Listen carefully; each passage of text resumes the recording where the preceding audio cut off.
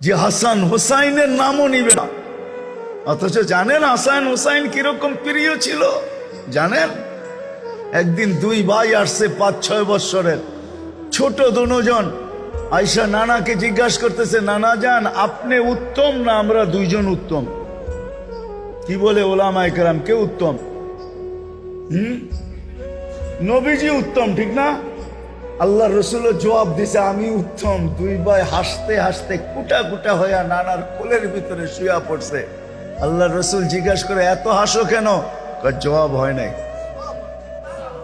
জবাব হয় নাই, জবাব হয় নাই। তাহলে উত্তম কে? আমরা দুজন। কিভাবে? আমাদের আব্বাজানকে চিনেন? বলো।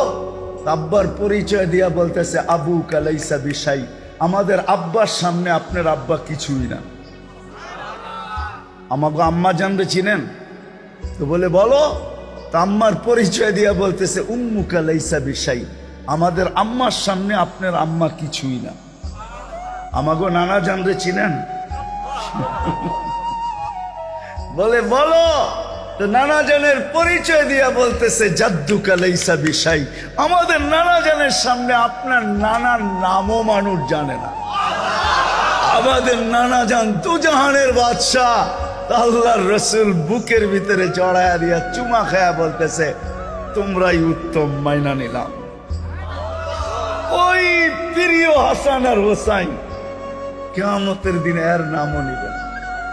ফাতেমা যাকে না দেখলে একদিন থাকতে পারতেন না, বলছে ফাতেমা তো বোঝা তুমি মিন্নি, ফাতেমা আমার কলিজার টুকরা। ওই ফাতেমা এর নামও নিবেন না, পরিবার পরিজনের কথাও বলবেন না। সারা কিয়ামতের মাঠ শুধু বলবেন উম্মতি উম্মতি উম্মতি উম্মতি। ওই নবীর উম্মত আল্লাহ আমাদেরকে বানাইছেন। হায়, মনে উঠলো অন্যদিকে না যায় আজকে এইদিকে শেষ করতে চাইতেছি। মনে উঠলো এই জন্য বলতেছি, কেমন উম্মতের জন্য দরদ আর ব্যথা, কেমন ব্যথা এখানে উম্মতের জন্য। ওলামা বুঝবে, আপনারা বুঝবেন কি বুঝবেন না জানি না।